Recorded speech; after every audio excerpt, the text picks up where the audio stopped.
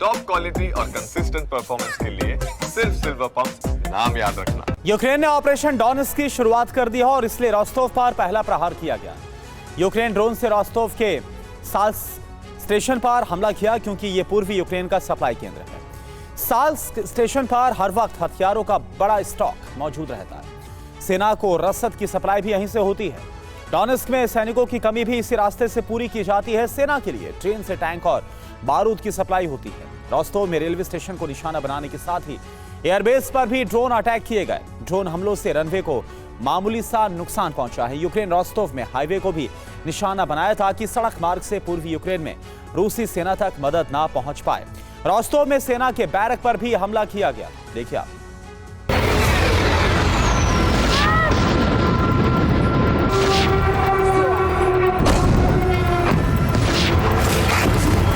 रूस के 2 सैन्य ठिकानों पर भी जबरदस्त धमाके हुए।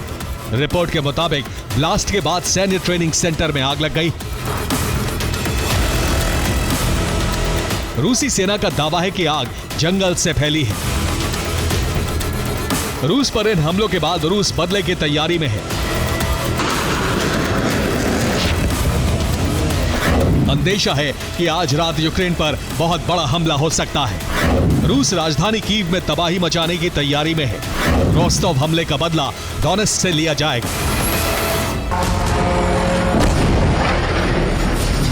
रिपोर्ट के मुताबिक रोस्तोव पर हमले के साथ डॉनेट्स्क में भी यूक्रेन ड्रोन से हमलों की शुरुआत कर चुका है।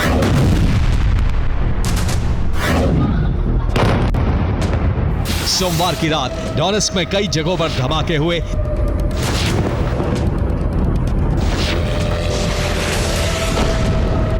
रिपोर्ट के मुताबिक डॉनेट्स्क में धमाकों के बाद अंधेरा छा गया। डॉनेट्स्क में रूसी सेना ने 20 ड्रोन गिराए। डॉनेट्स्क के कीव्स्की इलाके में आग लग गई।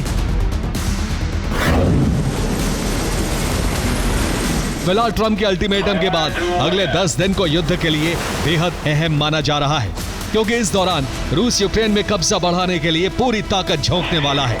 तो वहीं यूक्रेन और यूरोप रूस को रोकने की रणनीति बना रहे हैं। रिपोर्ट के मुताबिक डॉनेट्स्क मिशन के लिए 1 लाख रूसी सैनिक तैयार हैं। डॉनेट्स्क के बाहरी इलाकों पर कब्जे का मिशन शुरू होगा। डॉनेट्स्क में यूक्रेनी सेना का संहार हो सकता है।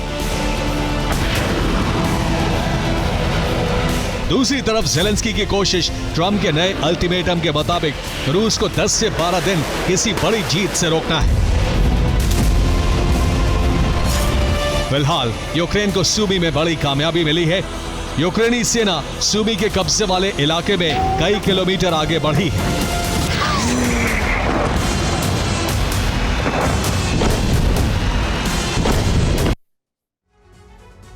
सूमी में यूक्रेन को बड़ी कामयाबी मिली। सूमी के करीब कुर्स्क में रूस के 50,000 सैनिक मौजूद हैं, लेकिन फिर भी यूक्रेनी सेना को नई जीत मिली है।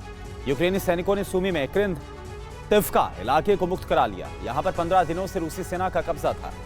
सबसे बड़ी बात तो यह है कि यूक्रेनी हमले में रूसी सैन्य कमांडर की भी मौत हो गई। देखिए आप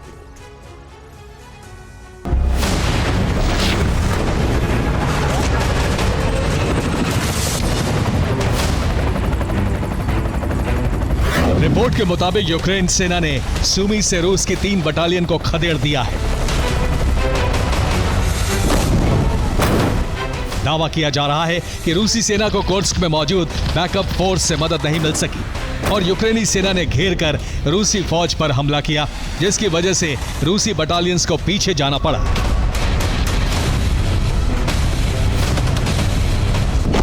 यूक्रेन को कई देशों से आगे मिशन में मदद का भरोसा मिला है।